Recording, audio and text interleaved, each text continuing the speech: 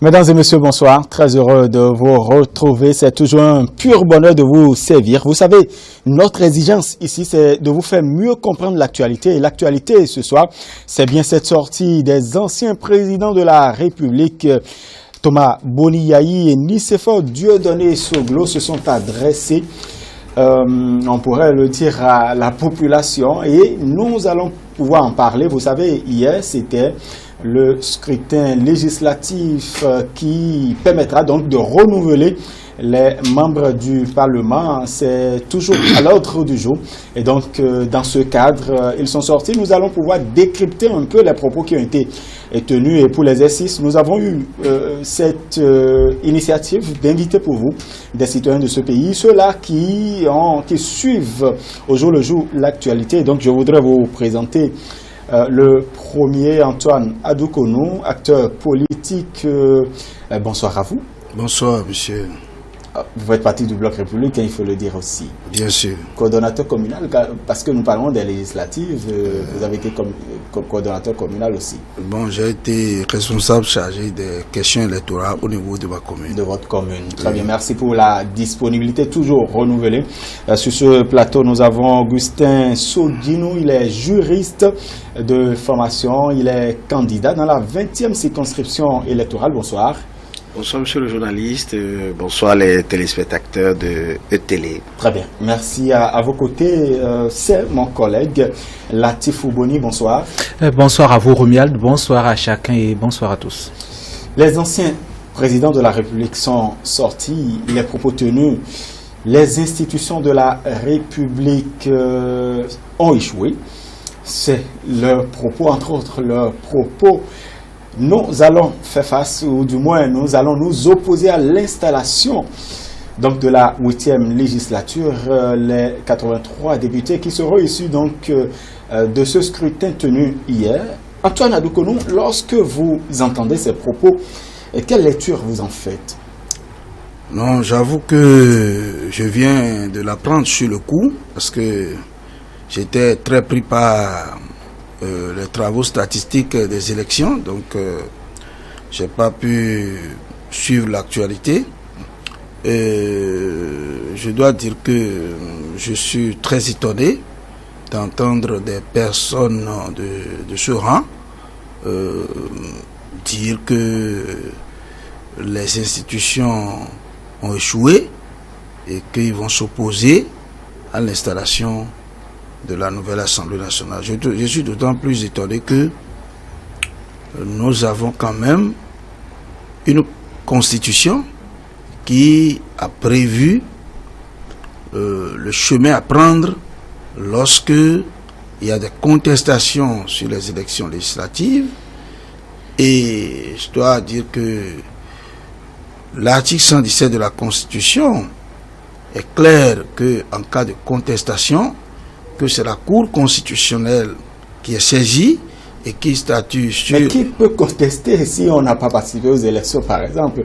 Parce qu'il y a deux listes en compétition. Ça reste le Bloc républicain et l'Union progressiste. Est-ce qu'en dehors de ces partis, d'autres personnes peuvent contester, encore que nous n'avons pas encore les résultats aussi? Je ne crois pas qu'en dehors de ces partis, quelqu'un d'autre peut contester les élections, parce que il faut faire partie d'abord des acteurs ayant pris part à l'élection, c'est-à-dire être parti politique, pour pouvoir donc contester de la régularité du scrutin. Et donc, s'ils ne sont pas allés aux élections, je pense que c'est trop tard, parce que tout ce qui se passe aujourd'hui, moi, ça ne m'étonne pas. Parce que je me posais toujours la question de savoir, est-ce que l'opposition a envie d'aller aux élections, ou bien l'opposition a un autre plan qu'elle veut dérouler? Parce que si vous suivez bien tout ce qui nous a amené là, l'opposition, à ma foi, a une large part de responsabilité.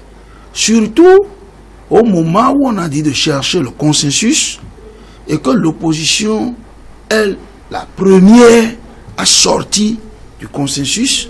Moi, je pose la question de savoir, est-ce que vraiment l'opposition veut aller aux élections, ou bien l'opposition a un plan secret qu'elle veut dérouler. Et je découvre petit à petit qu'en réalité, ce n'est pas aller aux élections qui est le problème de l'opposition, mais c'est de finir avec le régime de Patrice Talon par toutes les voies possibles, qui est la préoccupation de l'opposition. Parce que vous avez bien suivi l'actualité lorsqu'on a dit de faire le consensus et que la commission paritaire a pris 3 propositions de loi qui permettent de régler les problèmes de certificat de conformité, de rejet des dossiers à la Sénat et de la question transversale du temps qui s'opposait par l'amendement de l'article 80 de la Constitution, et que ils ont apposé leur signature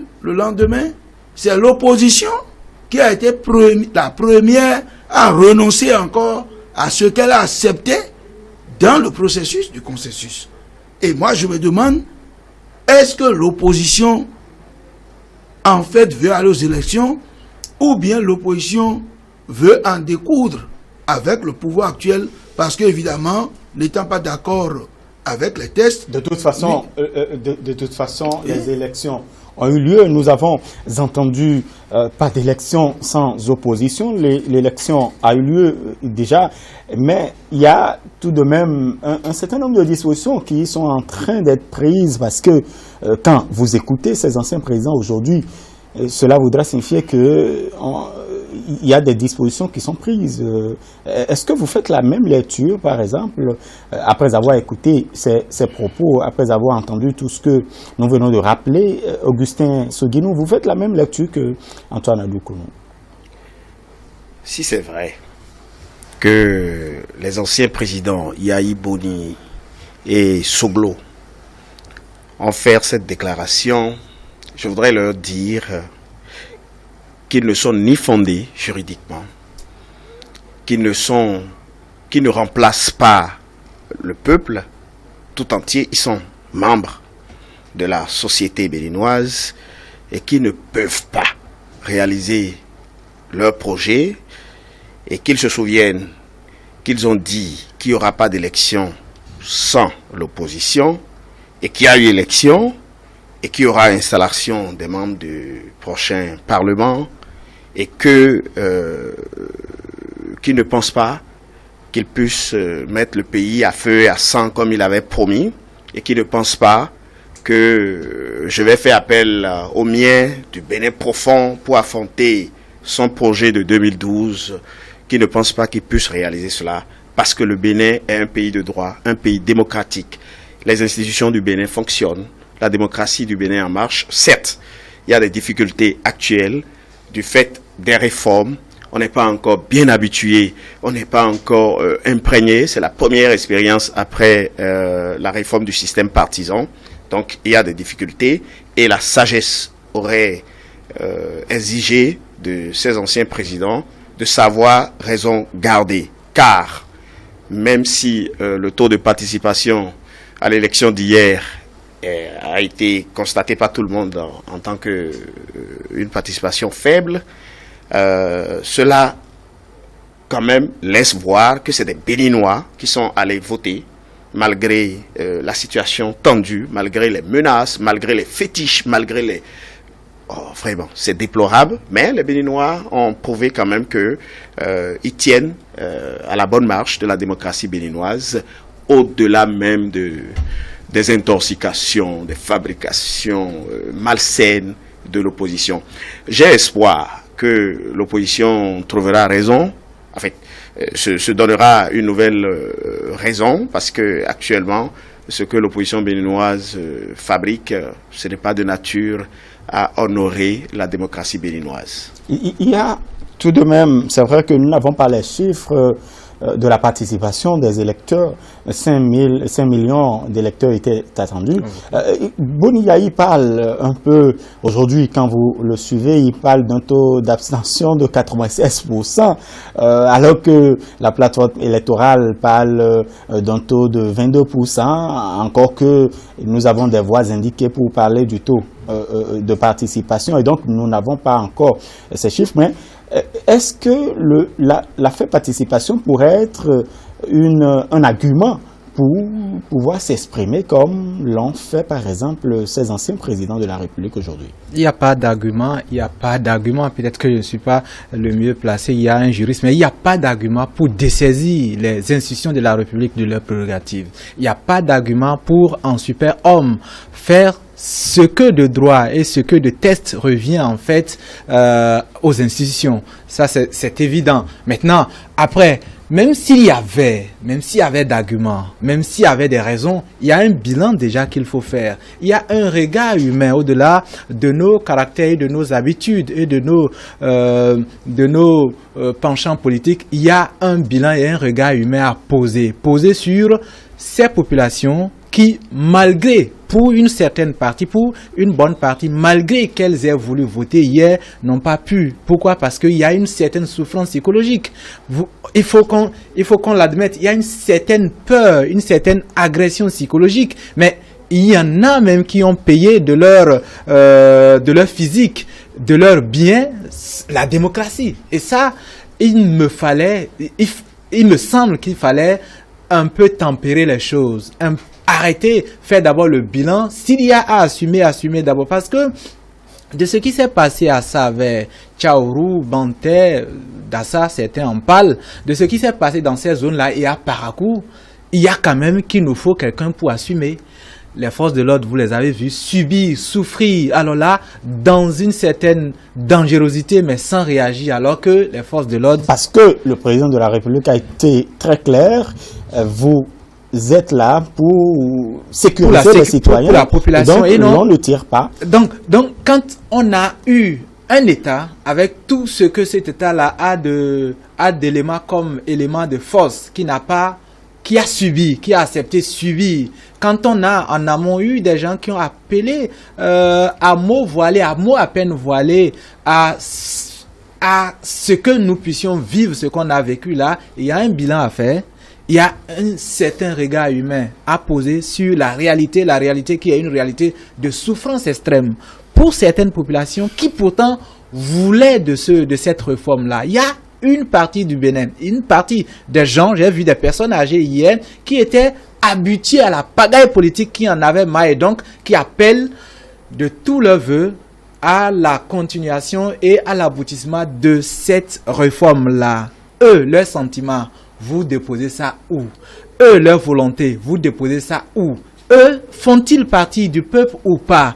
Je pense qu'il y a un bilan à faire. Il y a un certain recul à avoir face au drame collectif que nous avons vécu hier, parce que même si on est près de la mer, Tchaourou, c'est une partie du Bénin, et il faut qu'on mette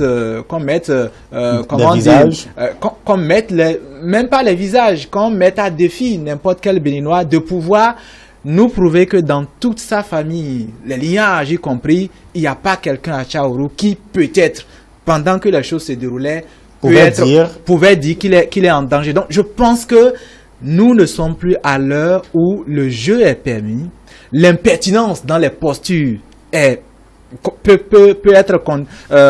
se poursuivre sans inquiétude. Je pense que nous sommes aujourd'hui face à ce que la Sénat est en train de faire, un bilan d'un processus au niveau politique et au niveau humain. On devait faire le bilan, faire un peu un tempo, essayer de nous rappeler de l'essentiel, parce que même en 90 et avant 90, il y a eu des secousses.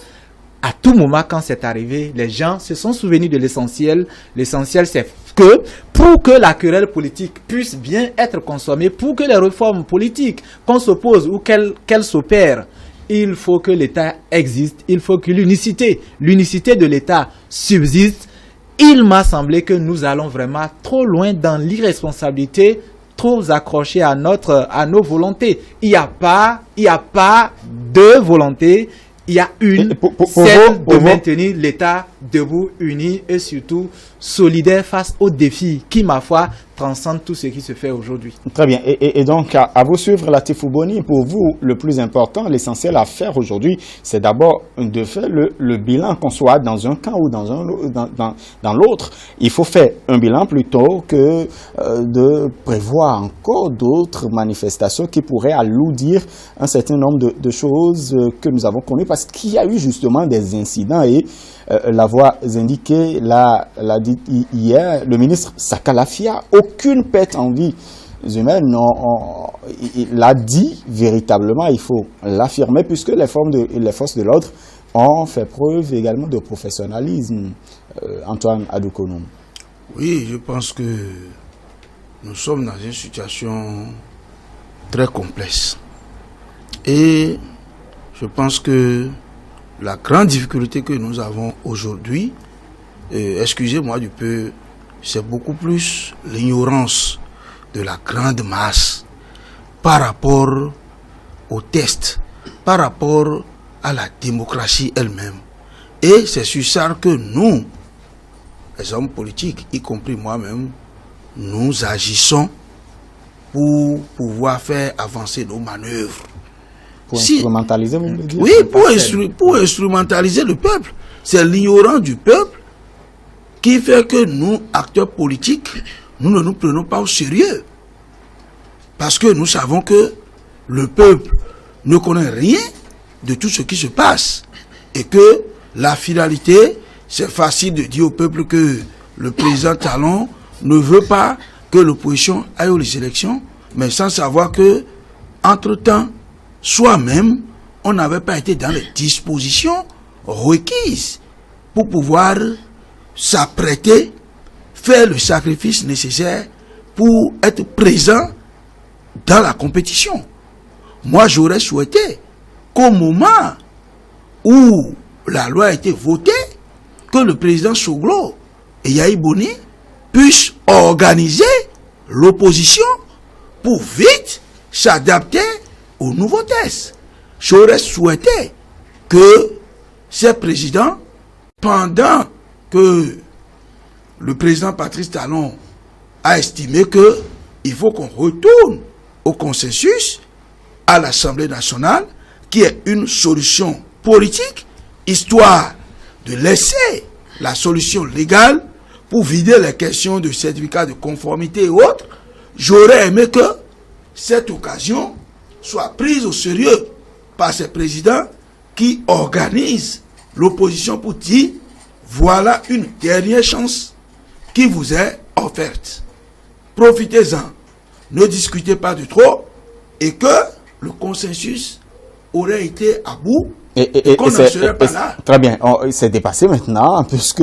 Non, je le dis parce que cette solution aurait été une solution qui va amener la paix dans le pays.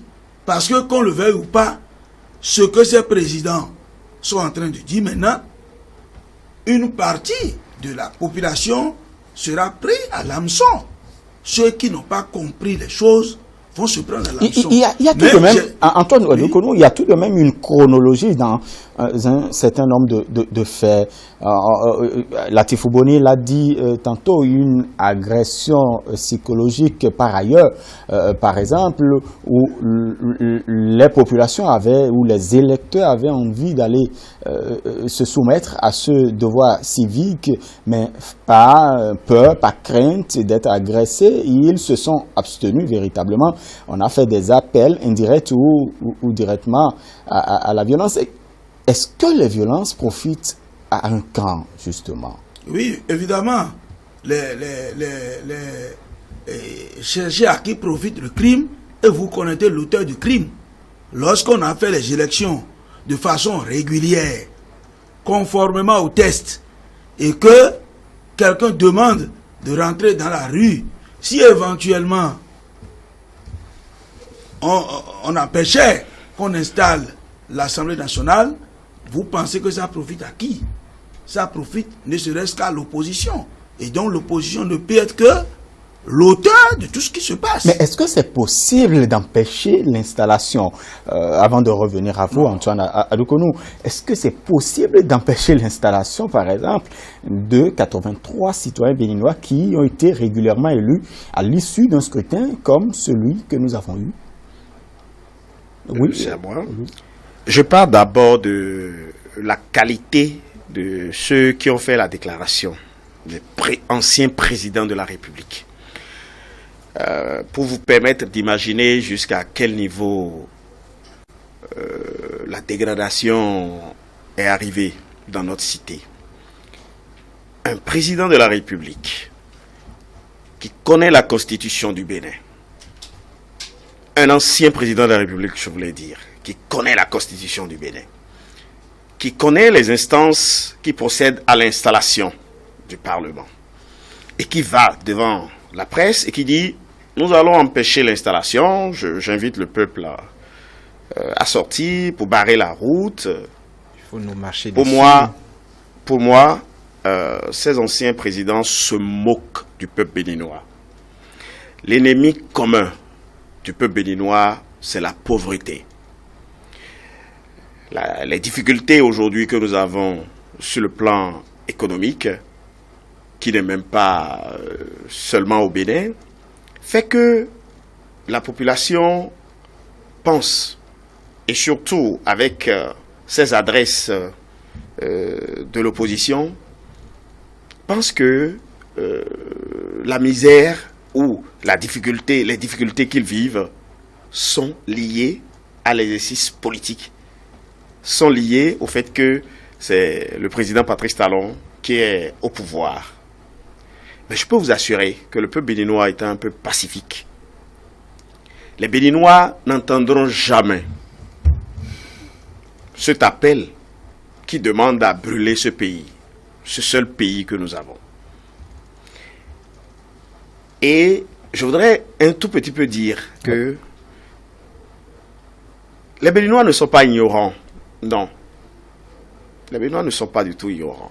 C'est par contre ces responsables qui pensent que on peut manipuler le peuple béninois pour satisfaire des intérêts inavoués, parce qu'ils ont un intérêt que nous ne pouvons pas deviner ici. La seule question que je me pose... Parce que l'on peut quand même se demander, ancien président de la République, quelqu'un ou l'un a géré ce pays pendant 10 ans, l'autre pendant 5 ans. Qu'est-ce qu'il pourrait avoir comme intérêt aujourd'hui à le faire? Puisque vous parlez des intérêts, on pourrait également se poser cette question. Mais les réformes dérangent tellement. Les gens avaient des habitudes de largesse, de corruption, d'un clan de privilégiés dans la République, et on ne pense pas au peuple, on ne pense pas au bas peuple. Et aujourd'hui, les réformes touchent ces intérêts-là. Et ils ne veulent pas l'entendre de cette oreille, ils ne veulent pas accepter. Et tout ce qu'ils ont envie de faire, c'est de dire, si moi, je n'ai pas pu le faire au moment où j'étais au pouvoir, c'est qu'une autre personne ne peut pas arriver à le faire. Si vous suivez très bien tout ce qui se passe, et que vous retournez un peu dans le passé, vous allez voir le président Yahi, le président Soglo, tout le monde, et exprimer le besoin d'aller vers des réformes. Le système partisan que nous sommes en train d'appliquer aujourd'hui, l'initiative ne vient pas du président de la République, son Excellence, M. Patrice Talon. Il y avait déjà l'envie d'aller, il y avait la nécessité d'aller vers ces réformes-là. Et lorsque le président de la République dit « Oh, ben là, cette démocratie est une démocratie Nescafé, ça ne pourra jamais permettre d'aller vers le développement. » C'est après que quand vous dites le président de la République, je vais parler de Yahi. Je vais parler du président Yahi. Et qu'aujourd'hui, le président Yahi se retrouve, se dit opposant, et que tout ce que lui aussi il avait dit, tout ce que lui aussi il avait envie de faire, aujourd'hui, ce sont ces mêmes choses-là, il s'oppose à cela, et malheureusement, il utilise la voie de la violence, il utilise la voie complètement en dehors du cadre constitutionnel du Bénin. Pour eux, la constitution du Bénin ne compte plus. Eux, ils sont au-delà, ils sont au-dessus de la constitution du Bénin. Et je leur rappelle que ce n'est pas possible. Ils sont des citoyens béninois, même s'ils sont anciens présidents du Bénin. Ils ont le devoir de respecter la constitution. Et je m'en voudrais de ne pas ajouter ces éléments. Leur descente au niveau du marché d'Antokwa, c'était dans l'intention de se faire arrêter pour que ceux qui répondent d'eux puissent se soulever, exiger leur libération et faire des casses. Ça n'a pas été le cas. Aujourd'hui, ils sont toujours dans la même logique. Et il y a une solution pour toute chose. Il y a une solution pour toute chose. Lorsque vous êtes dans une logique et qu'on vous respecte et qu'on essaye de faire un traitement à la hauteur de votre personnalité, et que vous vous obstinez à continuer dans la voie qui ne vous honore guère, je crois que une solution doit être prise pour arrêter ces dérives. Parce que si tous les Béninois doivent interpréter à leur façon la Constitution, à leur façon, la façon dont on peut conduire les affaires publiques, on ne s'en sortirait pas. Nous avons des institutions qui marchent, nous avons un État qui fonctionne, et donc nous devons, si nous nous donnons un fétiche, nous devons de respecter ce que nous nous sommes établis nous-mêmes. Alors, se permettre d'aller contre les décisions officielles dans le cadre constitutionnel, c'est prouver réellement qu'on n'est pas démocrate, c'est prouver que on a un intérêt inavoué. Et je voudrais simplement savoir, est-ce que c'est Yahi qui traîne Soglo ou bien c'est Soglo qui traîne Yahi? Parce que vous avez l'impression que quelqu'un... Parce que honnêtement, ça ne va pas. Si les deux se concertaient et faisaient des analyses, ils ne vont jamais faire ce qu'ils sont en train de faire. C'est des pépés, ils ont été pères de la nation dans ce pays. Mais aujourd'hui, j'ai l'impression que parce que c'est sûr, hein, ils vont quand même partir un jour. J'ai l'impression que ils veulent partir avec le Bénin, mais ça n'arrivera pas. Le Bénin, c'est une nation, c'est éternel. Je pense que si vous voulez que je réponde à la question, l'intérêt que deux anciens chefs de l'État quand même 15 ans d'exercice au sommet de l'État. Un intérêt peut-être s'en tenir à ce qu'ils disent, la démocratie et tout le reste, le développement et le bien-être, mais de là à s'interroger, quand on est dans la zone de Cotonou et qu'on ose s'écarter des grandes voies et entrer dans certaines zones de Cotonou, on sait que ne serait-ce que très proche de Cotonou, sinon dans certaines zones de Cotonou déjà, on a déjà des difficultés d'accès au centre de soins déjà. On n'a pas l'électricité même dans certains coins de Cotonou et que on ne peut même pas rêver d'eau potable. Alors, est-ce que ça, pour quelqu'un à qui, pour qui le bien-être de ces anciens mandants, de ces anciens, on va dire, de ces concitoyens dérange, ça ne suffisait pas pour aller à Tokpa crier le ras-le-bol de leur propre échec et l'échec de ceux qui sont là. Ma foi, ces éléments-là n'ont jamais fait marcher quelqu'un. Est-ce que quand on est à Tchaourou, pour ceux qui connaissent Tchaourou, j'espère que Ado Kounou connaît un peu la zone comme moi, mais il suffit de s'écarter de la ville, mais ne faites pas beaucoup d'efforts, vous verrez déjà les éléments affligeants de la misère. Et ça, je pense que pour une nation qui veut que ses dirigeants, qu'ils soient antérieurs ou présents, fassent plus d'efforts, ce sont des éléments notamment qui peuvent symboliquement faire marcher quelqu'un, peuvent faire crier quelqu'un au marché. Mais ce n'est pas le cas. Alors, au-delà de tout, quand vous avez des éléments politiques sur lesquels vous vous battez dignement, battez-vous dignement dans les couloirs de la politique, dans les couloirs du droit.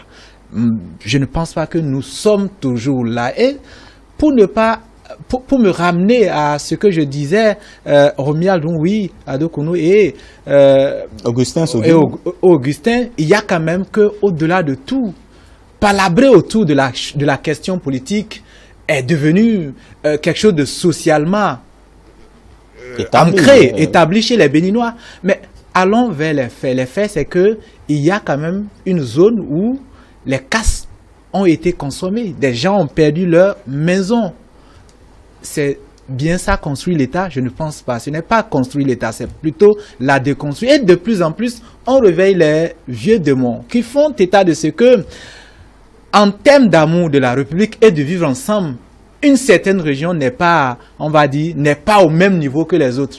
Réveiller ce démon, ce faux démon-là, est travestir toute une histoire qui nous a vu faire les uns aussi bien que les autres. Peut-être des efforts, on va dire, pas égal, mais quand même faire des efforts de vivre ensemble. Il y a des jeunes Béninois du Nord, il y a des vieux Béninois du Nord qui se sont sacrifiés pour cette République-là quand il a s'agi de l'attaque des mercenaires, quand il a s'agi aussi de certains enjeux de notre histoire, que aujourd'hui, dire qu'il y a certains Béninois qui aiment plus casser le pays que le construire, c'est effectivement nier une certaine réalité. Alors, qu'est-ce qui alors peut expliquer le fait que dans la zone de Tchaourou, Dassa et autres, que les gens aient pu quand même faire ce qu'ils ont fait là, il y a à aller chercher dans le tréfonds des réalités politiques.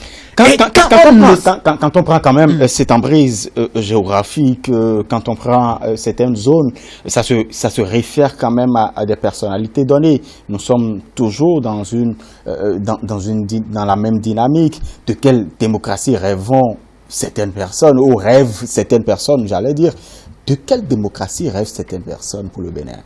Non, vous savez, tout à l'heure, je vous ai dit que nous ne surfons que sur l'ignorance du peuple. Et jusqu'à l'heure où nous ne sommes pas encore une nation. Nous ne sommes pas encore une nation. Les politiques ont tout fait pour nous diviser, pour montrer que nous devons nous attacher à notre région. Quand quelqu'un est d'une localité, on doit s'attacher à lui. Et ça fait que vous allez voir les foyers de tension dans le cas d'espèce ne tournent que dans certaines régions. Moi, j'ai été étonné qu'il y a eu des tensions dans le septentrion un peu partout. Non, parce que ici, le scrutin s'est déroulé sans aucun incident, hein. Moi, j'avais supervisé tout. Non, même dans le septentrion, Natitingou, par exemple, Natitingou, il n'y a pas eu de problème. Voilà. À Parakou qui s'est ajouté, on allait dire qu'il y a une certaine zone, un terroir identifié, et il ne faut pas non plus généraliser. C'est vrai que depuis hier, j'entends le Nord, ça tonne, le Nord est extrêmement vaste, et la zone où ça s'est passé peut être facilement circonscrit. Et il faut aussi dire aux gens, le Nord, c'est pas aussi un village, on va dire, aussi perdu comme c'est le cas dans nos mentalités. Là-bas, j'ai vu des élus locaux qui sont de certaines régions que vous ne pouvez pas imaginer. Si vous voulez qu'on y aille, on va dire en termes de brut, je sais que dans Parakou, c'est l'une des rares zones où il y a des conseillers, des élus locaux et même des adjoints au maire qui sont Fongbe. Ce n'est pas une région Fongbe. Et donc, je sais qu'il y a pas mal de zones où quand vous allez, les rôles sociaux, les grands rôles sociaux sont tenus par des Ayas parce qu'ils ont quitté, ils sont allés faire leur commerce, ils sont allés enseigner, ils se sont identifiés, ils parlent Yom, ils parlent Bariba. Donc, ce n'est pas aussi, c'est-à-dire que dans le social, dans le fond, quand vous entrez dans la société, les gens font l'effort de vivre ensemble. Mais ceux pour qui marchander les ruptures sociales est plus avantageux, ces gens-là, à chaque moment, surfent sur les possibilités de réveiller les vieux démons. Donc, la société fait des gros efforts de vivre ensemble. J'ai vu à Calavi un Yom conseiller élu sur la bannière du PRD, conseiller. Donc, à mon avis, notre société est en déphasage, peut-être très loin en avant quant aux réalités de vivre ensemble vis-à-vis de nos politiques ce que dit essentiellement Antoine Adoukono, c'est que la population est instrumentalisée. Tout à fait. Malgré cette... Vous savez, ne nous leurrons pas. Moi, je suis un homme politique et je suis un homme de terrain. Et ce que je dis, c'est ce que nous sommes, c'est ce que nous vivons. Vous savez, lorsque on prend un chef d'État, nous voulons l'évaluer par rapport à quoi? C'est là la grande question. Nous ne voulons pas évaluer les gouvernants pour voir si ils ont réglé tous les problèmes des Béninois. Non. Nous voulons évaluer.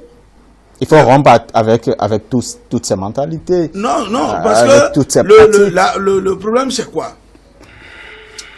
Lorsque nous définissons la science économique, quelle est la définition que nous donnons? Nous disons que la science économique... Bon, ça peut nous écarter de notre sujet. Oui, ça ne vous écarte pas. Je fais une analyse pour vous montrer ce qui fait que le peuple est manipulable. La science économique se définit comme une science d'allocation des ressources rares aux besoins illimités.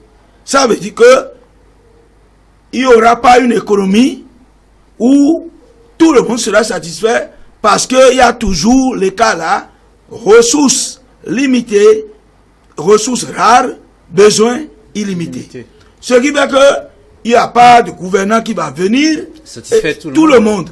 Mais c'est facile aux politiques de dire que non, en réalité, ils doivent vous faire tout. Et quand on dit ça là, le peuple étant dans l'ignorance, il pense que si je change celui-ci, celui qui me parle là, il pourra tout faire. Mais à l'épreuve du temps, il constate que l'autre aussi n'arrive pas à tout faire. Si bien que, pour avoir un électorat, un chef d'État, il a le pouvoir, il privilégie sa région. Et quand on a des anciens présidents de la République, puisque c'est d'eux que nous parlons prioritairement, quand on a des anciens présidents de la République aujourd'hui qui décident véritablement, qui ont déjà fait précédemment des appels à l'envahissement des rues qui n'ont pas été suivis véritablement. Est-ce qu'aujourd'hui on devrait craindre que ces appels pourraient être suivis parce que on a connu peut-être hier cette faible participation aux élections? Non, évidemment. Moi, je n'ai aucune crainte. C'est pour faire des analyses que nous développons ces choses. Parce que on nous a dit qu'il n'y aura pas d'élection sans l'opposition. L'élection en a eu sans l'opposition. On nous a dit qu'on ne pourra pas faire la campagne. La campagne a eu lieu. Ça veut dire qu'au-delà de tout ce que nous disons des populations, les populations quand même ont une certaine maturité. Ils comprennent qu'en réalité, ces hommes politiques ne veulent nous mélanger que pour leurs propres intérêts et nos intérêts. Et vous avez vu que le peuple n'a pas répondu à leur appel comme ils le veulent jusqu'à ce qu'on est allé au bout du processus. Et d'ici la date d'installation, vous allez voir encore que on va installer les députés. Au demeurant, c'est la Cour constitutionnelle qui statue souverainement sur la régularité du scrutin en ce qui concerne les élections législatives. Donc, c'est à la Cour de se prononcer sur la validité du scrutin, que le taux soit 0,%. Le débat, ce n'est pas, nous avons des institutions, la Constitution a tracé les voies de recours, la Sénat va finir ses travaux, la Cour constitutionnelle qui proclame les résultats définitifs va se prononcer. Donc, moi je ne sais pas pourquoi on est pressé. Il n'y a d'ailleurs pas un seuil de validité de scrutin. Il n'y a pas de seuil. Le seuil de validité, il n'y a pas un test qui est précis, qui dit, lorsqu'on n'atteint pas tel seuil, les élections ne sont pas validées. Si le test existait, les présidents n'ont plus besoin de se manifester. Tout le monde doit déjà commencer par voir que, on n'a pas atteint le seuil. Il faut, bon, donc, puisqu'il n'y a pas de seuil, le seuil aujourd'hui, c'est la Cour constitutionnelle, qui est dotée des pouvoirs exceptionnels. Et donc, on n'a pas besoin de dire, on ne va pas installer. Est-ce que c'est les anciens présidents qui installent? Moi, je n'ai pas compris. Je n'ai pas compris. Il faut qu'on soit sincère. Il faut qu'on soit sincère. Tel que ça se passe là, il faut que le peuple se réveille. Le peuple se réveille. Moi, pendant la campagne... Est-ce que vous avez l'impression que le peuple dort? Non. Si je dis que le peuple se réveille, vous savez, moi, pendant... Il y a toujours de cette frange-là qui peut être manipulable. Pendant la campagne, moi, je vous ai dit que quand je vais chez les gens, mais les gens posent des questions et vous allez voir que, en fait, les gens veulent comprendre, mais il n'y a pas quelqu'un pour leur expliquer. C'est-à-dire que les anciens partis politiques n'ont jamais joué leur rôle de formation de leurs militants et ça fait que tout le monde est dans l'ignorance. Quand vous touchez, on prend un Benoît Hollanda, on dit, c'est quoi le certificat de conformité? Ou bien vous-même, vous prenez même des universitaires et vous dites, qu'est-ce qu'un certificat de conformité? Non, la plupart ne comprennent pas. Des gens vont vous dire, non, ces histoires de politique là, il ne faut pas m'en mêler, c'est fini. Alors qu'ils sont des citoyens et qui sont censés participer au débat politique. Parce que qu'on le veuille, c'est le politique qui prend les décisions pour impacter l'économie. Et donc, nous sommes dans une ignorance qui ne dit pas son nom. Est-ce que ce n'est pas parce que le débat aussi, vous les politiques, où le débat n'est pas toujours sain, Augustin Soguinou? Oui, avant de venir là, je voudrais répondre quand même à la question qui demandait à savoir quel genre de démocratie est-ce que ces anciens présidents veulent. Je crois que ces deux ex-chefs d'État veulent la démocratie où le père, la mère, les enfants sucent correctement les mamelles de l'État. Ils veulent une démocratie Est-ce qu'on pourrait toujours dire cela quand on sait qu'ils bénéficient toujours des avantages de l'État parce que c'est prévu par les tests? Oui, mais ce qu'ils bénéficient aujourd'hui, c'est ce qui est inscrit, ce qui est normal, c'est ce qui est dédié à ces personnalités.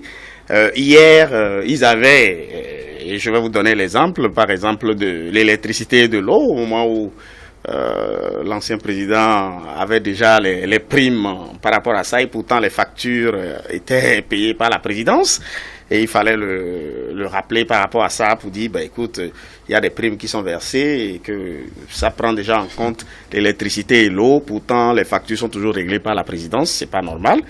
Lorsqu'on dit par exemple prime d'escalier et que c'est chiffré à des millions et qu'on dit c'est pas normal dans un pays pauvre. Prime d'escalier, c'est pour les maires. Oui, ce que je dis c'est pour le maire. En fait, moi j'ai pas envie d'aller trop dans les détails pour quand même rester dans ce débat que nous sommes en train de faire parce que c'est quand même triste. Et bon, contrairement à ce que M. Adouko nous dit, je continue, j'insiste, les Béninois ne sont pas ignorants de ce qui se passe. Pour moi, la préoccupation des Béninois, c'est comment faire pour améliorer leurs conditions de vie. Et ceux qui ont posé des actes de vandalisme, c'est des Béninois, mais c'est pas le peuple béninois. C'est vraiment des Béninois recrutés pour ça. C'est des voyous, c'est des bandits, drogués, qui ont été commis pour saboter ce qui était en marche. L'opposition est en train de chuter, est en train de tomber, est en train de descendre. Alors qu'une démocratie a besoin de l'opposition. Nous avons besoin de l'opposition dans le pays. Mais une opposition qui peut prendre quand même le temps d'étudier les textes de la République, de savoir de façon légale comment mener une lutte. Vous voyez, aux anciens chefs de l'État, qui ne comprennent même pas ce qu'ils peuvent légalement faire ou ce qu'ils ne peuvent pas légalement faire. Lorsque vous dites on ne peut pas installer, ils sont fondés sur quoi? Quels sont les textes de la République? Mais normalement, ils doivent avoir quand même des conseillers. Et lorsque vous pensez à quelque chose, il ne faut pas laisser la passion, surtout que vous êtes des leaders, vous êtes des gens vraiment de référence pour la République, pour avoir exercé toutes ces années-là à la tête de l'État. Je voudrais sincèrement lancer un appel au peuple béninois, de savoir que notre ennemi commun, c'est la pauvreté. Et qu'aujourd'hui, lorsque le président de la République fait des réformes, ce n'est plus pour privilégier une partie de la nation. C'est pour maximiser les ressources de l'État, c'est pour réaliser les infrastructures nécessaires pour que nous abordions de façon durable le développement de ce pays. Oui, il touche les intérêts. Et moi, j'ai de la peine pour la famille présidentielle parce que je me dis dans quel état d'âme il peut se trouver actuellement, où il défend un peuple. Mais des responsables politiques manipulent, intoxiquent. Sincèrement, ils se comportent comme s'ils ne sont pas des Béninois. Ils se comportent comme si le Bénin ne devrait pas rester après le pouvoir du président Patrice Talon. Ils se comportent comme si aujourd'hui ils doivent tout gagner et c'est fini. Parce que je vais vous citer un seul exemple pour expliquer un peu la posture de la mouvance. Qu'ils vous souviennent que le président de la République a introduit au niveau de l'Assemblée nationale un projet de révision de la Constitution. Et il y avait 60 députés se réclamant de la mouvance qui ont accepté que ce projet aboutisse et que c'était seulement 23 députés qui ont dit non à cela. Mais est-ce que la mouvance a appelé le peuple pour dire marchez, faites ceci, faites cela, brûlez le Bénin. Non. Ces lois querellées aujourd'hui ont été votées régulièrement à l'Assemblée nationale. Pourquoi des personnalités qui connaissent le rouillage de l'appareil étatique, qui connaissent les tests de ce pays, cherchent à manipuler le peuple, cherchent à brûler le Bénin? Vous voulez brûler quelque chose que vous aimez? Vous voulez brûler la seule chose qui nous appartient? Non. La jeunesse leur dit non. La jeunesse consciente. Et d'ailleurs, c'est à cause des menaces, c'est à cause des fétiches placés au lieu de vote, c'est à cause des menaces de mort que la population a décidé de ne pas participer massivement. Et ce n'est que des courageux qui sont allés voter pour que l'élection ait lieu. Et contrairement à ce que le président Soglo ou Yahi aurait déclaré 96% d'absence, je crois que d'ici quelques jours ou quelques heures, on saura les chiffres officiels. On saura les chiffres officiels, mais je peux vous assurer que c'est faux. Et ce n'est pas digne d'un ancien président de la République. La plateforme électorale, sauf que je me donne une satisfaction morale en ce sens que lorsque le riche devient fou, on ne se rend pas très vite, on ne se rend pas très tôt compte. Quand le riche, lui, devient fou, on a tendance à se dire, je vais vous donner un exemple. C'est une illustration que vous donnez. Oui, mais j'ai peur que ça soit ce que nous sommes en train de vivre. Non. Parce que lorsque vous connaissez un monsieur riche, un monsieur qu'on respecte, qui sort de son salon en serviette et qui vient sur la cour, ou bien qui sort carrément de la maison, qui vient dehors, on a tendance à dire, oh, regarde ce riche-là, vraiment, lui, là, il fait ce qu'il veut. Si c'était peut-être un pauvre miséreux, dès qu'il fait ça, il va dans la rue, on va tout de suite se dire, attention, peut-être qu'il y a quelque chose. Mais un riche, on ne se rend pas très tôt compte. Sinon, les agissements des anciens présidents, ça quitte la norme. Vous avez tout fait avant les élections. Les élections ont eu lieu. Vous sortez maintenant, on n'a même pas encore, on ne nous a pas encore donné les tendances. L'institution qui est compétente, je veux parler de la Cour constitutionnelle, pour proclamer les résultats, pour connaître du contentieux électoral en la matière de l'élection législative, rien de tout ça. Et vous sortez pour dire, nous n'allons pas permettre l'installation, comme si c'était vous qui installez les gens. Ils n'anticipent pas. Vous allez permettre.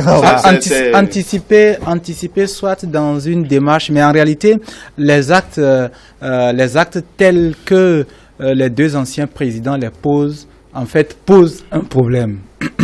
D'abord, c'est-à-dire que la Constitution ne confère pas à un ancien président ou à deux anciens présidents associés de se substituer aux institutions légales de la République. Alors, partant de là, si cette action-là, d'abord voulu d'empêcher le scrutin législatif donc avait réussi, ou si cette action projetée d'empêcher l'installation donc de la 8e mandature réussit, c'est un antécédent ingérable. Ça voudra dire quoi? Parce que la Constitution n'a pas dit que c'est seulement eux qui peuvent le faire. Au miad, vous et moi, quand on va s'associer, on va un jour dire il n'y aura jamais plus d'université dans ce pays. Il n'y aura jamais plus d'hôpital dans ce pays. Parce que, de toutes les façons, nous aussi, on est béninois et qu'à certains égards, on a les mêmes droits. Il ne faut pas déstabiliser la démocratie et les règles de la démocratie. C'est vrai qu'on peut avoir des débats à faire sur des réformes politiques, sur des aspects de la politique. Et n'oubliez pas, nous sommes en démocratie. Qui mieux que Rousseau, même théoricien de la chose, pour nous avertir de la dangerosité et de l'imperfection de ce régime-là, de ce gouvernement-là, la démocratie. Si on l'a opté, qu'on apprenne à l'améliorer, parce que lui-même, Rousseau, nous disait que s'il y a un peuple pour le réussir, il serait peut-être de l'ordre des dieux. On n'en est pas. Donc, il y a un apprentissage que nous devons faire, mais en attendant d'être des dieux, pour réussir parfaitement à danser le rythme musical qu'est la démocratie, en attendant donc d'être les dieux, il nous faut d'abord accepter ce que nous-mêmes, dans la démarche démocratique, nous avons adopté. Parce que si nous désinstallons la force des lois, le chef de l'État ou ancien chef de l'État associé ne pourront pas gérer ce que la justice gère, ne pourront pas gérer ce que l'institution militaire gère. Si nous désinstallons nos institutions, ce n'est pas parce qu'on a beau être, on a pu gérer le pays en 10 ans qu'on peut en réalité jouer le rôle de toutes les institutions. Il m'a semblé que sans peut-être aller peut-être oser voir de la démence dans ce qui se fait, il y a quand même qu'un bon citoyen, il y a à s'inquiéter. S'inquiéter parce que quand on est citoyen, on l'est, qu'on soit président, ancien président ou pas. Après, quand les institutions vous confèrent des rôles régaliens, comme c'est le cas par exemple de l'institution présidentielle ou de l'Assemblée nationale, on les joue dans les limites même définies par ce que je vois devant Addo Kounou, les tests. Hors de ça, il n'y a pas de pouvoir. Et mieux, ce que les deux anciens présidents populaires, quoi qu'on dise, sont en train de faire là, on pourrait lire les conséquences du début de ce qu'ils sont en train de faire dans ce qui s'est passé à Tchaourou. Si quelqu'un dit qu'ils en sont responsables, la personne peut se justifier. Et avec raison. Alors, on tombe dans la violence. Or, Mahatma Gandhi nous interpelle face à la violence. Il dit que ce que la violence essaie de faire comme réparation est, on va dire, est précaire. En fait, ça ne dure pas dans le temps. La réparation pour le paraphraser bien évidemment, les réparations de la violence ne durent souvent pas. Mais ce qu'elle gâte, la violence, ça par contre, c'est éternel. Et on peut le lire dans ce qui est arrivé dans cet arrondissement-là, brûlé, incendié par les populations. Il y a sans doute des actes de naissance, des actes de mariage. Non, comment rattraper ces choses-là? Il faudra à un moment donné que les anciens chefs de l'État, même quand ils sont amoureux de la démocratie, le président Soglo, devant qui je suis admiratif quand il s'agit de sa culture et autres, et de son bel amour de la démocratie, il faudra qu'il se rappelle, Yahi, avec que quand même dans cette affaire-là, les gens ont perdu leur maison. J'ai vu des images et ça, il faudra ne pas l'oublier, chercher à parfaire notre démocratie dans les couloirs, comme je l'ai déjà dit, les couloirs tracés par les possibilités des lois, parce que la démocratie a beau être quelque chose de difficile, une fois qu'il y a des lois, ça veut dire que dans des tendances et dans les mesures, dans des initiatives pacifiques, on peut discuter, on peut dialoguer, on peut améliorer les choses. Parce que, qui nous dit que ce que propose Boni Yahi, ce que propose Soglo, va avoir l'adhésion de la classe politique, toute la classe politique. En politique, en démocratie surtout, vous substituez un problème par un autre, pourvu que le jeu de la discussion continue, parce que c'est aussi ça, la discussion incessante visant à réparer de façon indéfinie, parce que de toutes les façons, on n'aura rien de parfait. Très bien, puisque nous parlons aussi des violences, Latifou Boni a rappelé un peu tous les dégâts qu'on pourrait avoir au niveau de certaines localités, les actes de naissance, on aura besoin de ces actes, quelques actes, d'autres actes également. Mais avant, chers invités, avant de pouvoir suivre ou vous convier à suivre cet extrait de la déclaration du ministre en charge de l'Intérieur et de la Sécurité publique qui est revenu sur le déroulement du scrutin avec les violences constatées et d'autres dispositions qui seront prises certainement pour interpeller certains des auteurs qui pourront être retrouvés. Je dis Antoine Addo Kounou, mes excuses, voilà, cela ne se reproduira pas. Hein. C'est mon frère, ah oui, fraternité. Voilà, Antoine Addo Kounou, est-ce qu'il y a, depuis que nous suivons un peu les sorties de ces anciens chefs d'État, est-ce qu'il y a un message qui n'est toujours pas décodé et qu'il veut que nous puissions décoder? Oui, le message, c'est de tout faire pour faire rebeller la population contre le pouvoir en place. Le seul message, c'est ça. Et ça ne prend pas. Ça ne prend pas. Ça ne prend pas parce que la population a eu quand même une certaine maturité. Et il y a beaucoup de facteurs sociologiques qui ne permettent pas que la rébellion plaide. Parce que je prends le Mais président... est-ce que ce ne serait pas difficile d'accepter ça quand on sait que quand Non, même, je non. continue pas à le dire, c'est des anciens chefs d'État? Non, je prends par exemple le président Soglo, qui, excusez du moi du peu, qui est un peuple, un fils d'Aboubé, qui est un fond, et le président de la République, qui est un fils d'Aboubé, de Ouida, Des frères, donc. des frères. Vous pensez que c'est facile pour lui de dire aux populations d'Aboubé d'aller contre le président Patrice Talon? Non, c'est pas facile. Et c'est la difficulté qu'ils ont. Vous savez, avec la réforme du système partisan, avec le bloc, les deux grands partis, il y a une mutualisation politique, ethnique, sociologique. Aujourd'hui, lorsque le président Yahi Boni donne des consignes dans le Nord, il y a des fils, de grands-fils du Nord, qui sont dans les partis en question, qui ont des parents et qui fait que ça ne peut pas prendre.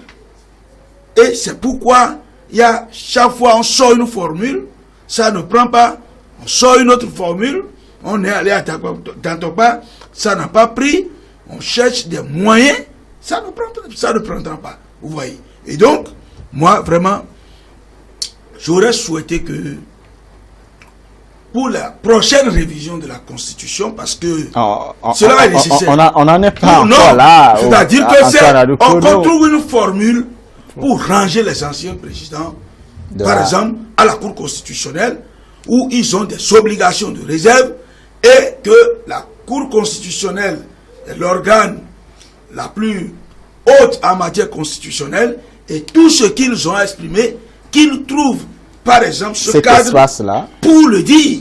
Très bien. Vous voyez, non? Voilà. C'est mieux que lorsque ils sortent, parce que quand vous êtes ancien président, vous avez quand même des gens à qui vous avez laissé des intérêts, et lorsque vous partez, ces intérêts sont menacés, et ceux-là, ils sont derrière vous. Font pression. Toujours histoire de voir si, entre-temps, on peut renverser la tendance.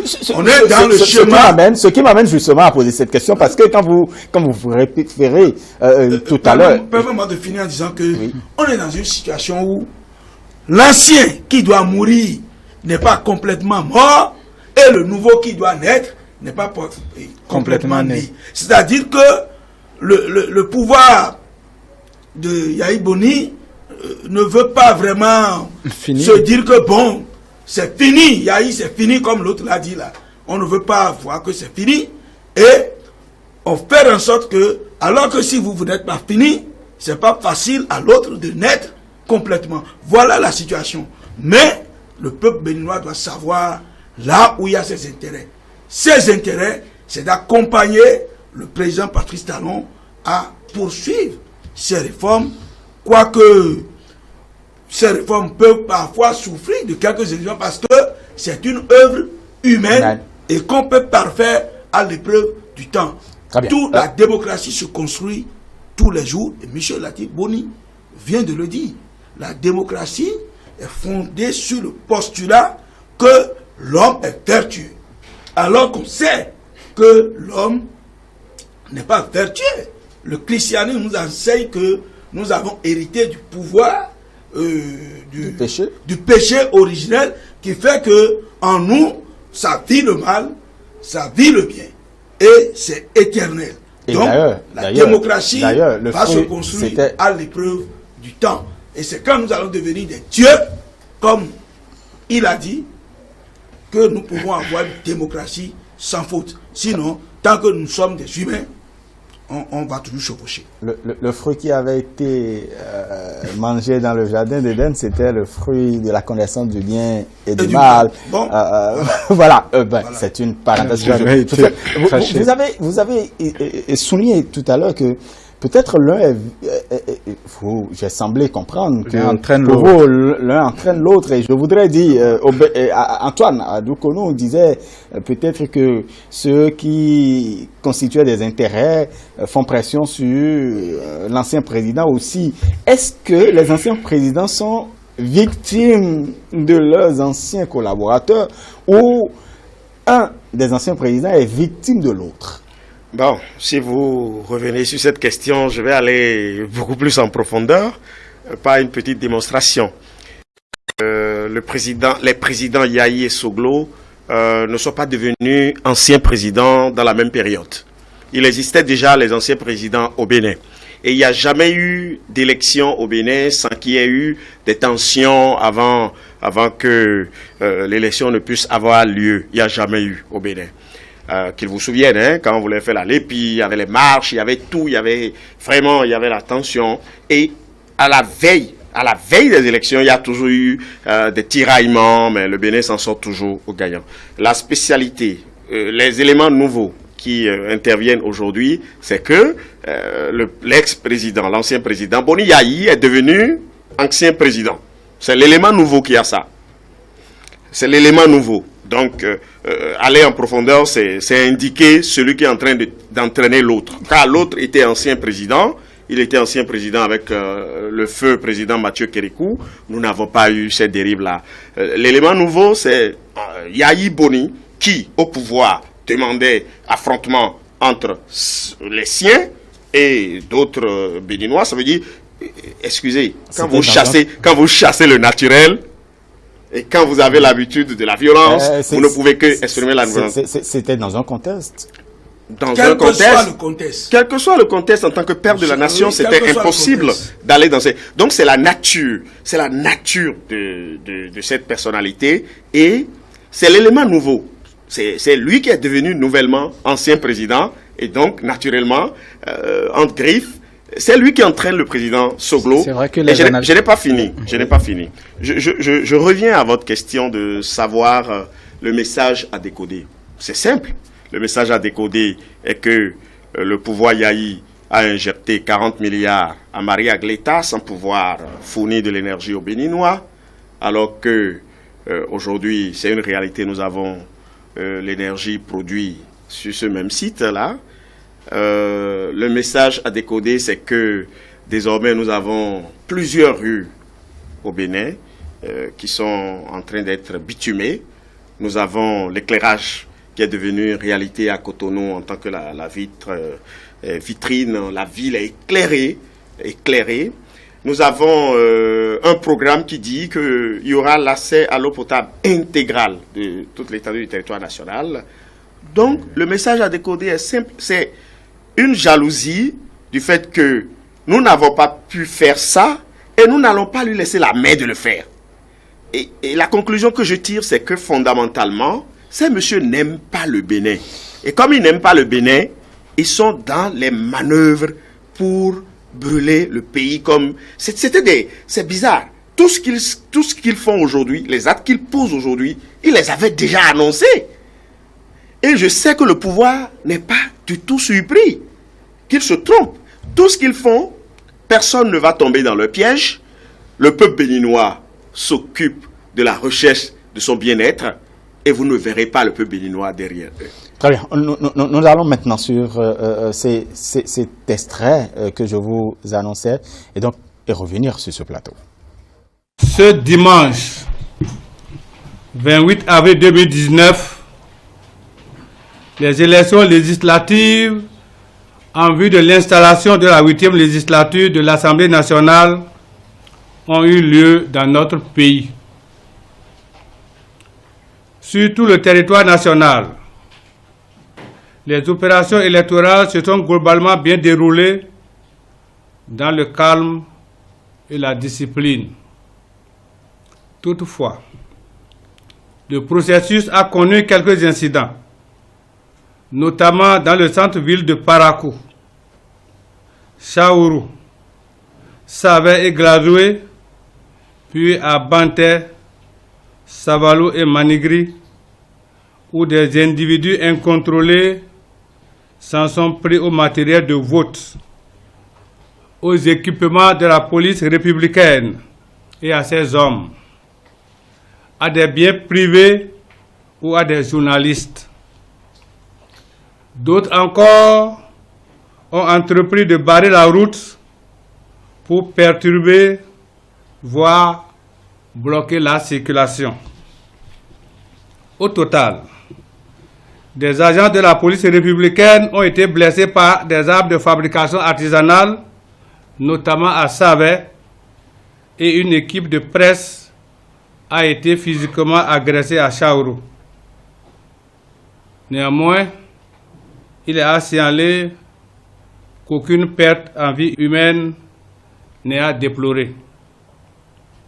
Par ailleurs, diverses menaces proférées via les réseaux sociaux, notamment à l'endroit des citoyens qui se rendaient aux urnes, ont visiblement eu l'effet de dissuader certains électeurs d'aller accomplir leurs devoirs civiques. Face à cette situation, et même lorsqu'elles ont fait l'objet de provocations manifestes, les forces de sécurité publique et de défense ont veillé scrupuleusement au maintien de l'ordre et à la protection des citoyens. Avec un professionnalisme avéré, elles ont fait face aux incidents survenus, tenant pour scrupule de ne blesser personne, et ont garanti la sécurité à tous ceux qui sont allés voter. C'est pourquoi je veux ici souligner la maturité de notre peuple, le peuple béninois, et féliciter chaleureusement nos forces de défense et de sécurité pour leur sens de devoir et de patriotisme. Aussi, je voudrais rassurer l'opinion que les auteurs et commanditaires des actes de vandalisme, de violence et de barbarie répertoriés seront poursuivis et sanctionnés avec la dernière rigueur, conformément aux lois de la République. Enfin, la tenue de ces élections en ce jour, malgré les incidents relevés par endroits, prouve que le processus démocratique se poursuit inexorablement dans notre pays pour nourrir sa marche déterminée et légitime vers le développement. À l'instant, donc, le ministre en charge de l'Intérieur et de la Sécurité publique, Saka Lafia, c'est des images ramenées par Jean-Marie Kedolou. Et voilà, nous retrouvons nos invités. Voilà, vous avez suivi, Antoine Adoukonou, vous avez suivi le ministre en charge de l'Intérieur. Véritablement, quand on est force de l'ordre et on a cette patience, cela montre que vous n'êtes pas trompé de chemin, de profession aussi, parce que le sang-froid, c'est pas facile. Oui, je pense que nous devons saluer le professionnalisme de la police républicaine qui certainement a suivi des consignes. Ils sont là pour assurer la sécurité des Béninois. Ils ne sont pas là pour créer la violence. Et ils ont été instruits à cet effet pour que leur rôle ne soit que d'assurer la sécurité des citoyens, même si, entre-temps, des menaces de la part de certains citoyens que je qualifie hors la loi et se présentaient à eux. Et il faut être vraiment professionnel pour être avec les armes de l'État et quand même essayer d'éviter cette violence-là. Et donc cela est à saluer. Et je crois que le ministre de l'Intérieur vient de faire le point. Et moi je trouve que c'est assez regrettable que des citoyens se laissent aller facilement aux assauts des politiques. Parce que, in fine, vous allez voir peut-être le président Yahi Bouri et Talon s'embrasser encore demain. Hein. Les exemples sont légion. C'est clair. Dans la sous-région, pour l'exemple de la Côte d'Ivoire, n'en parlons plus. Ceux qui se sont regroupés pour amener Ouattara au pouvoir tout en chassant Gbagbo pour l'envoyer à la CPI, les mêmes aujourd'hui s'organisent pour aller voir Gbagbo, pour chasser Ouattara du pouvoir. Ça veut dire que, en fait, les 3000 âmes officielles qui sont morts dans ce combat sont morts pour eux-mêmes. Parce que les politiques ne sont pas des ennemis, ils ne sont que des adversaires de circonstances. Parce que certainement, les intérêts, à l'instant précis, sont divergents. Il y a un acteur politique que vous connaissez qui a bien dit qu'il n'y a pas d'éternel ennemi en politique, il n'y a pas non plus d'éternel ami en politique. Je le dis parce que quand les gens me disent que les opposants n'ont pas été aux élections, moi ça me fait rire. Qu'est-ce que vous appelez opposition? Qu'est-ce que vous appelez mouvance? Tout est lié aux circonstances. Vous avez vu un député, pour ne pas le nommer, Kimi Togbe, pour la même législature, il a été opposant, il a été mouvancier, et il a été opposant, pour la même législature. Ça veut dire que rien n'est prémédité, pour dire que voilà l'opposant, voilà le mouvancier. Celui qui est opposant aujourd'hui, qui dit que je suis opposant, je ne suis pas allé aux élections, mais quasi prouve que même si on vote pour lui, il devient député, qui ne va pas se rallier à la vague. Le président Talon n'est pas venu au pouvoir avec 60 députés. C'est des députés qui étaient là, qui ne sont ni Union progressiste, ni Bloc républicain. Mais pourtant, le président Talon a eu sa majorité. Donc, ce n'est pas parce qu'il s'agit de Bloc républicain ou d'Union progressiste qu'on aura une majorité. Ça, c'est le principe de la séparation des pouvoirs qui est très mal perçu par la population, puisqu'il ne s'agit pas d'un principe d'antagonisme des pouvoirs. Très bien. Il n'existe pas plusieurs pouvoirs. Et les fonctions doivent, à des moments donnés, être complémentaires pour que le pouvoir soit pouvoir canado-campé. Donc, ce n'est pas un pouvoir d'antagonisme. Je vous le promets. C'est-à-dire qu'il y a un avantage du fait aussi que le président ait une majorité confortable à l'Assemblée nationale. Il n'y a pas que d'inconvénients. On aura l'occasion, et vous évitez les constitutionnalistes politiques déguisés là, qui disent des choses pour tronquer la population. Vous les amenez, on va en discuter. Je vous le promets, c'est ça la réalité. Discutera. Il y a un avantage, il y a plus d'avantages que le pouvoir, que le président ait une majorité confortable que d'inconvénients. Vous voulez qu'on émiette les députés et qu'on commence par les acheter là. Hein? C'est de ça les anciens là, ils veulent. C'est-à-dire le marché à l'Assemblée là, qu'on est en train de refuser là. C'est ça qui les énerve. Très bien. On va y revenir. Je vous le promets. Le débat sera ouvert. C'est sûr que sur mercredi politique, le débat sera ouvert. On va y réfléchir. Il y a plus d'avantages. Après, c'est vous qui avez ramené aussi, voilà, puisque vous étiez le journaliste, ces images. Nous avons suivi Saka Lafia, véritablement, des interpellations qui pourraient prochainement être confondues à un acharnement politique aussi.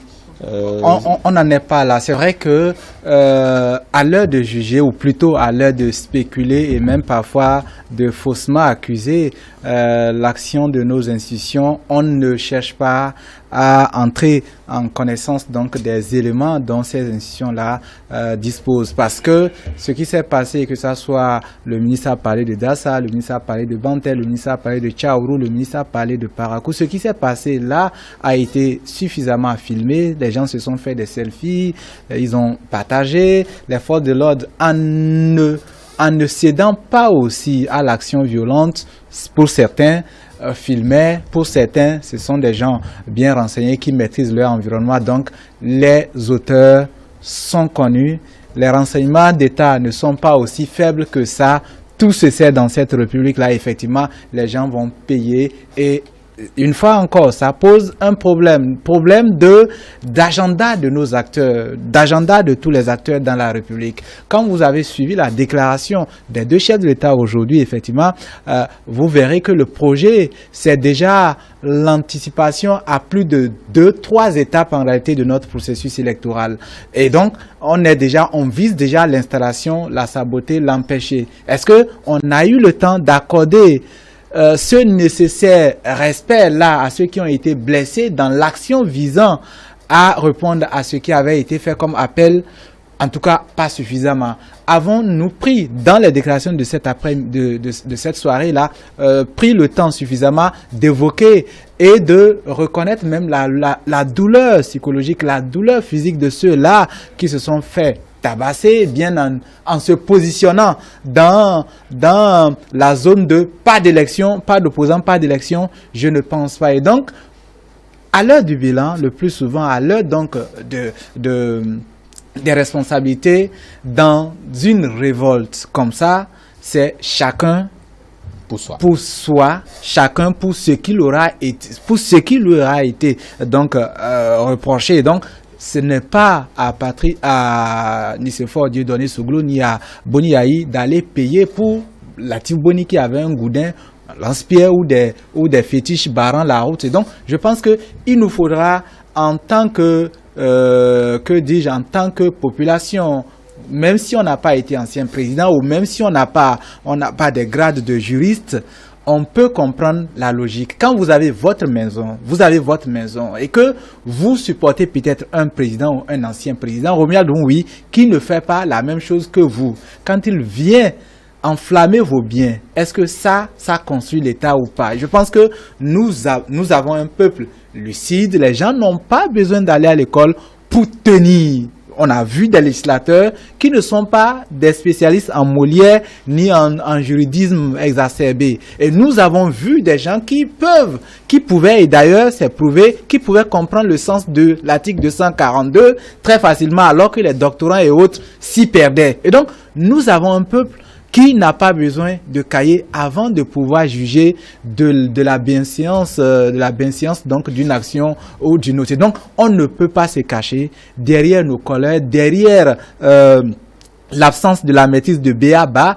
avant de pouvoir nous soustraire de l'exposition face à la rigueur des lois. Pourtant, c'est vrai, sur ETélé, vous savez, ETélé a contribué à cette vulgarisation d'un certain nombre de dispositions pénales quand il s'agit du déroulement du scrutin, parce qu'il y a des dispositions pénales prévues par le code électoral. Lorsque vous empêchez, par exemple, un citoyen d'exprimer son devoir civique, il y a de ces dispositions.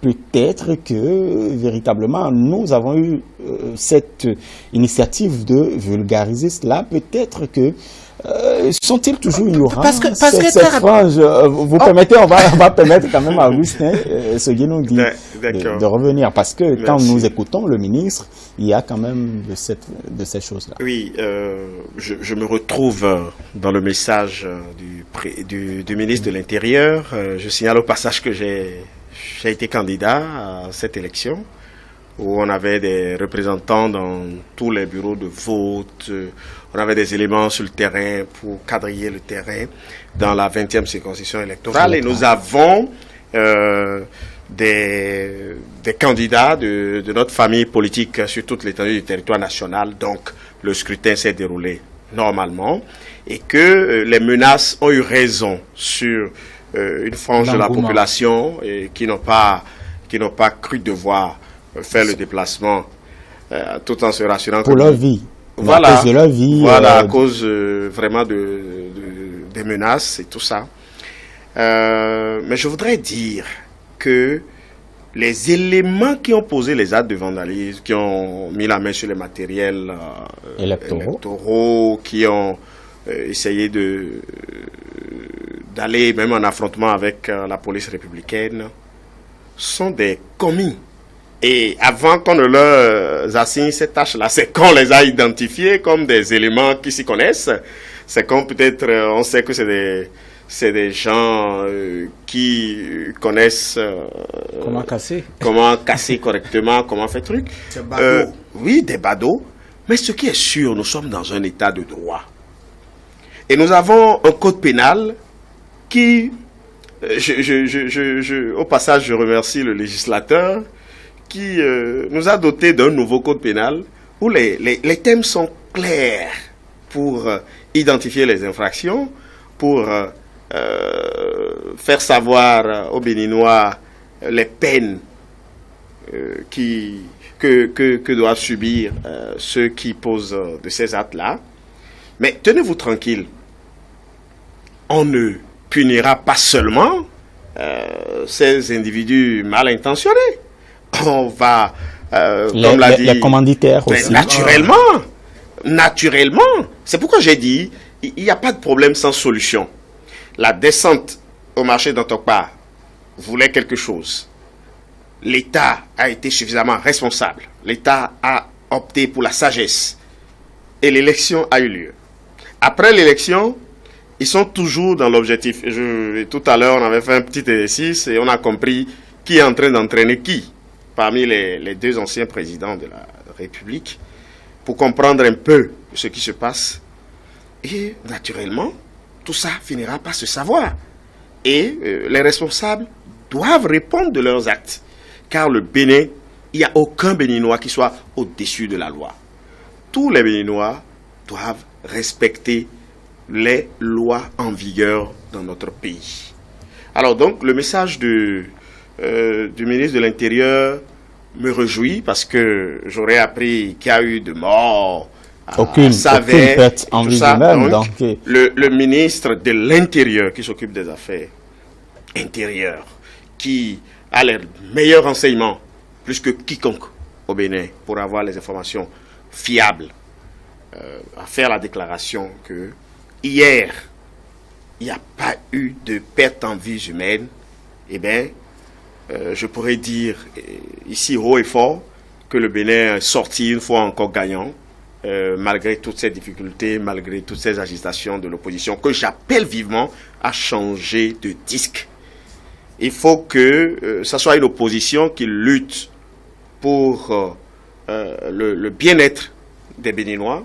Il faut que ça cesse d'être une opposition qui lutte pour ses intérêts inavoués, égoïstes et personnels. On va finir avec vous, Latif Oubol. Non, je juste dis en réalité que les choses sont simples. On ne peut pas vouloir se battre pour la démocratie et empêcher les autres de jouir du droit que la même démocratie leur confère. D'accord, il y a un système partisan à pas faire, c'est en cours d'exécution. Moi, ça me plaît.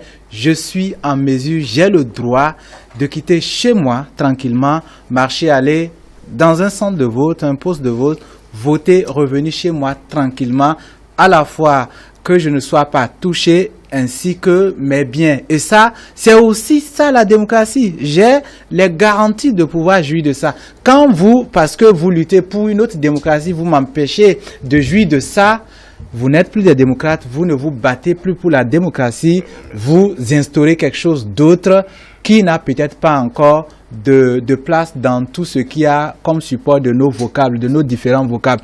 Il faudra que les gens sachent, raison garder, la démocratie se construit dans la démocratie, pas dans la violence. La démocratie a ses canaux où, par elle-même, par ses moyens, elle se renforce, pas par autre chose. Pour construire la démocratie, on ne dévie pas de la voie de la démocratie. Or, la violence, les appels à manquer de respect aux institutions, ça, ce ne sont pas des couloirs de la démocratie. On peut aimer les gens, on peut aimer les anciens présidents, on peut aimer les actuels présidents, mais l'amour des personnes, l'amour de l'histoire des personnes ne nous permet en rien de manquer de respect et de manquer de respect donc nos institutions ni ceux qui les supportent. Ceux qui les supportent, bien évidemment, ce sont les tests. On doit aux tests respect et je vous jure, on va dire, s'il le faut même, tout ce qu'on voue comme respect à la Bible et au Coran,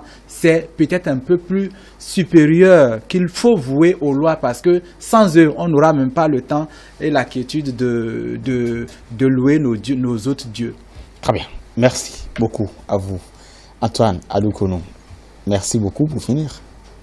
Pour finir, je voudrais dire que nous avons besoin d'une opposition dans toute démocratie, mais d'une opposition responsable. Et je voudrais appeler l'opposition à la retenue, à l'organisation, à la soumission à la Constitution, à la soumission aux lois de la République. Et de savoir que ce n'est pas une fin en soi, la démocratie se construit tous les jours. Et s'ils sont mécontents, les voies de mécontentement sont prévues par les tests et qu'ils les expriment dans le cadre rigoureusement prescrit. Qu'on ne sort pas du cadre, qu'on ne fasse pas croire que nous sommes dans un environnement de non-loi et qu'on incite des ignorants à la violence. Je parle toujours du mot ignorant. Parce que, tout à l'heure, M. Soudi n'a pas été d'accord, mais il a dit qu'on manipule. Après, il a utilisé le mot manipuler. S'il y a de manipulation, ça sous-entend toujours qu'il y a un degré d'ignorance. Lui, il ne peut pas être manipulé parce que certainement, il a compris. Et donc, nous avons à éduquer le peuple tous les jours que Dieu fait pour que l'essentiel soit compris préservé à son niveau. Je voudrais terminer en disant tout sincèrement que il me plaît de féliciter ETD parce que vous faites un travail formidable ici. Et que si l'opposition avait pris ETD comme son conseiller, on n'en serait pas ici. Parce que j'ai suivi avec votre chroniqueur maison, Agapit Napoléon, tous les débats que vous avez faits sur ces tests-là. Et il expliquait, et vous faisiez beaucoup de débats qui pouvaient éclairer l'opposition à voir les réalités de ces tests et à prendre des dispositions pour qu'on n'en soit pas là. Mais ils ne l'ont pas fait. Et moi, vraiment, je voudrais vous féliciter et désormais inviter tout le peuple, en particulier l'opposition, à écouter ETD 24 heures sur 24 heures. Merci beaucoup à vous, Antoine Adoukonou, ça nous va droit au cœur. Hein. Merci beaucoup à vous. Augustin Soguinou, je voudrais quand même vous remercier également pour le sacrifice consenti, parce que je sais de quoi, et vous savez de quoi nous parlons. Merci beaucoup à vous, Latif Boni, également pour la disponibilité. Merci à vous, chers amis téléspectateurs, de nous avoir suivis. Et donc, c'est fini pour cette tranche spéciale. Mercredi politique, c'est très bientôt. Pourquoi pas demain nous retrouver, parce que vous savez, les chiffres vont tomber. Augustin Soguinou, il est bien pressé de savoir ce qu'il attend. Peut-être de façon formelle, certainement l'état-major, son état-major a quelques chiffres, voilà, donc voilà, nous en parlerons, pourquoi pas. Merci et donc agréable nuit à chacun. Merci. Et à tous.